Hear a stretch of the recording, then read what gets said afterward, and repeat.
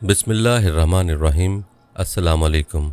मोअज़्ज़ज़ ख़वातीन व हज़रात, जब हम छोटे थे तो हमारी दादियाँ और नानियाँ हमें कोकाफ के किस्से सुनातीं। उन किस्सों में कोकाफ की खूबसूरत परियाँ, कुछ देव और जिन भी शामिल होते। जब टीवी आया तो उस पर बाकायदा ऐसे प्रोग्राम बच्चों के लिए बनाए गए जिनमें तमाम पुराने किस्से फिल्माए गए और हम बड़े शौक़ से परियाँ, जिन और देव उड़ते देखते। जब बड़े हुए तो खोज लगाना शुरू किया कि कोकाफ है कहाँ। पता चला कि कोकाफ पाकिस्तान के शुमाल में सोवियत यूनियन की मुख्तलिफ रियासतों में मौजूद है। खैर, दिल में कोकाफ देखने की तड़प तो थी मगर कोई चांस नज़र नहीं आ रहा था। मगर अल्लाह पाक भी इंसान के लिए अचानक ऐसे असबाब बना देता है जहाँ उसका गुमान भी नहीं होता। नाजरीन, एक ऐसी वादी जो जिनों, देवों, परियों, भूतों और अजीबुल खलकत मखलूक के मुतल्लिक जानी जाती है। ऐसा पहाड़ जहाँ हमेशा अंधेरा रहता है, चांद सूरज की रोशनी वहाँ कभी नहीं पहुँचती, वो वादी जहाँ आज तक कोई शख्स नहीं पहुँच सका। क्या ये वादी जिनों का देश है या किसी और दुनिया में जाने का कोई पुरस्रार रास्ता? नाजरीन, कोकाफ का नाम सामने आते ही कोई गुमशुदा अरबी कहानियाँ जहन में आती हैं। ऐसी कहानियाँ जो बादशाहों की हसीन शहजादियों से शुरू होकर जिनों और परियों के ज़ेर कब्ज़ा हैबतनाक किलों और तिलिस्म से जुड़ी होती हैं। ऐसी कहानियों का मरकज़ आमतौर पर यह होता है कि फ़लाँ मुल्क की ताकतवर बादशाह की हसीन और नर्म नाज़ुक शहज़ादी को कैसे जिन या देव ने अगवा किया और कोकाफ के किसी वादी के तारीक महल में ले जाकर कैद कर दिया। ये कहानियाँ आमतौर पर ईरान और अरब इलाकों की अफसानवी और अदबी किताबों में अहम मकाम रखती हैं। तहरीरी शक्ल में मौजूद होने के अलावा ये दास्तानें सीना बसीना रिवायतों की शक्ल में भी मुंतकिल हुई हैं।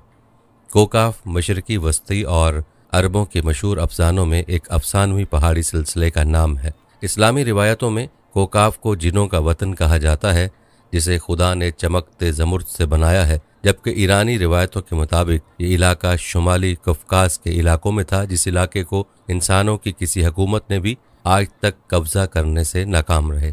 क्योंकि कदीम इल्म ने इन बुलंद पहाड़ी इलाकों को इसरार में ढांप रखा था। कोकाफ दरअसल एक तवील पहाड़ी सिलसिला है। ये ज़मीन का सबसे दूर दराज मकाम कहा जाता है, जो दास्तानों में ज़रतश्त की ज़मीन और सिमर्ग नामी परिंदे की वजह से मशहूर है। कहते हैं कि कोकाफ सब्ज़ ज़ुमुर्द पर मुश्तमिल है, जिसके अक्स में आसमान को सब्ज़ रंग अता किया है। कोकाफ को जिनों का शहर भी कहा जाता था, जहाँ ज़माना कदीम में जिन्नात की नस्लों ने बहुत सारी हुकूमतें कायम की थीं। इमाम कज़वीनी लिखते हैं कि कोकाफ कई इलाकों में मुनक़सिम है, जिसमें 70 ज़मीनें चांदी की हैं, 70 ज़मीनें सोने की हैं और 70 मुश्क की। अरबी किताबों के मुताबिक काफ पहाड़ी सिलसिलों में सबसे ऊंचा था, जो अल्लाह पाक की तरफ से ज़मीन को सहारा देने के लिए बनाया गया था। और इस दुनिया में जितने भी पहाड़ी सिलसिले हैं, तमाम सिलसिलों की शाखें ज़ेर ज़मीन कोकाफ से जुड़ी हैं।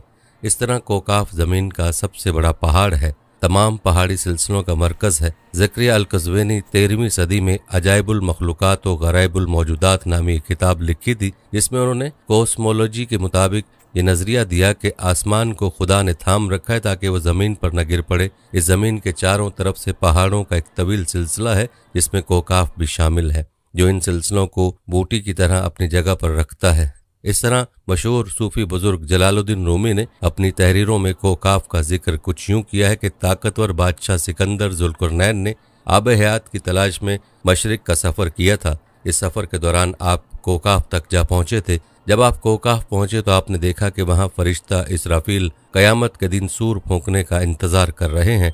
और इस बात के मुतालिक एक और रिवायत बयान की जाती है कि हज़रत इब्न अब्बास फरमाते हैं कि रसूलुल्लाह सल्लल्लाहु अलैहि वसल्लम हमारे पास तशरीफ़ लाए, जबकि हम मस्जिद नबवी में हल्का बनाकर बैठे हुए थे।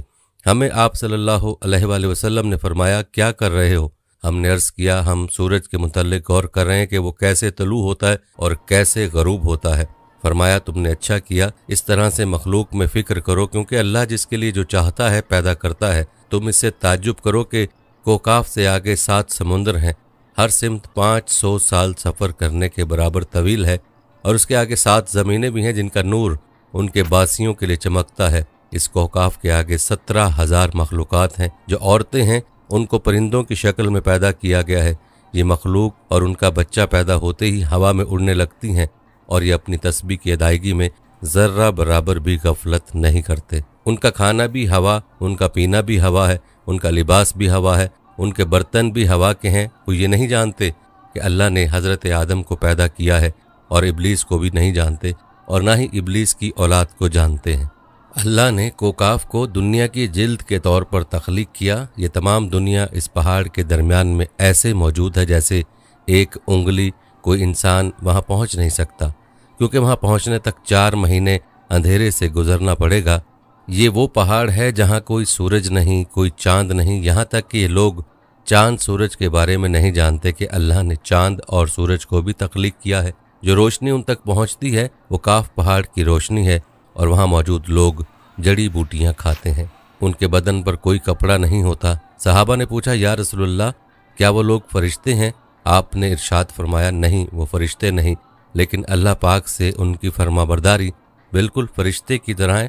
پھر آپ نے فرمایا کہ معراج کی رات کو ان کی ملاقات کوکاف کے لوگوں سے ہوئی تھی، اور وہاں کے لوگوں نے آپ کے اسلام کو قبول کرنے کی دعوت کو قبول کیا، اور وہ مسلمان ہو گئے۔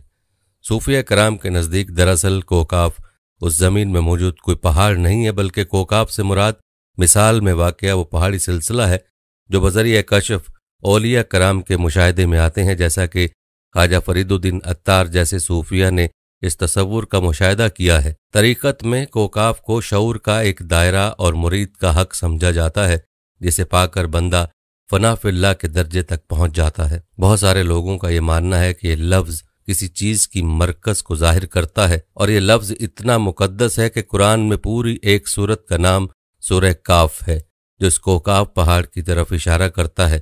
اس میں اللہ پاک کی وحدانیت، موت اور زندگی کا نظریہ پیش کیا گیا ہے۔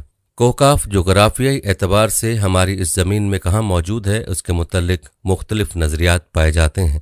زیادہ تر مورخین کا اس بات پر اتفاق ہے کہ عربی داستانوں کے کوکاف دراصل موجودہ روس میں کفکاز یعنی ماؤنٹ البروس نامی ایک پہاڑی سلسلہ ہے۔ یہ علاقہ یورپی روس میں بحر اسود اور بحیرہ قزوین کے درمیانی حصہ ہے، جس میں آرمینیا، آذربائیجان، داغستان، روس اور چیچنیا جیسے ملک شامل ہیں۔ یہ علاقہ قدرتی حسن سے مالا مال ہے، جہاں جانوروں اور پرندوں کی بے شمار اقسام پائی جاتی ہیں۔ کوکاف کے پہاڑی سلسلے کی بلند ترین چوٹی ماؤنٹ البروس ہے، جو 18,506 فٹ یعنی 5,642 میٹر بلند ہے۔ یہ واضح نہیں ہے کہ کوکاف کا سلسلہ یورپ میں ہے یا ایشیا، اس لیے کہ یہ پہاڑی سلسلہ کافی طویل ہے، جو تقریباً 1100 کلومیٹر لمبا اور 160 کلومیٹر چوڑا ہے۔ کوکاف کے شمالی دامن میں واقع چیچنیا کی چھوٹی سی جمہوریہ، جس کا رقبہ 15,000 مربع کلومیٹر ہے اور آبادی 10 لاکھ سے بھی کم، صدیوں سے روس سے نبرد آزما رہی ہے۔ گو کوکاف کا یہ پورا علاقہ 16ویں صدی سے صفوی ایران، سلطنت عثمانیہ اور زار روس کے درمیان کشمکش اور مارکوں کا مرکز رہا ہے، لیکن چیچنیا کی عوام نے اپنی آزادی کی جنگ کا آغاز اس وقت کیا جب 18ویں صدی کے آخر میں عیسائی جارجیا نے ماسکو کے ساتھ اتحاد کیا، اور چیچنیا ایک طرف جنوب میں جارجیا اور شمال میں روس کے گھیرے میں آ گیا۔ کفکاز کا پہاڑی سلسلہ شمالی کفکاز اور ماورا کفکاز میں تقسیم کرتا ہے۔ شمالی کفکاز روس کی سرزمین ہے، جبکہ ماورا کفکاز میں خود مختار ریاستیں جارجیا، آرمینیا اور آذربائیجان واقع ہیں۔ کفکاز کے پہاڑ کافی ڈھلوان ہیں۔ اس پہاڑی سلسلے میں 5,000 میٹر سے زیادہ لمبے چند پہاڑ ہیں۔ سب سے اونچے پہاڑ ایلبروس اور کازبیک ہیں، جن کی بلندی بالترتیب 5,642 اور 5,033 میٹر ہے۔ ان پہاڑوں کی برف کی سفید چادر میں لپٹی ہوئی دو چوٹیاں ہیں۔ دراصل یہ پہاڑ مردہ آتش فشاں ہیں۔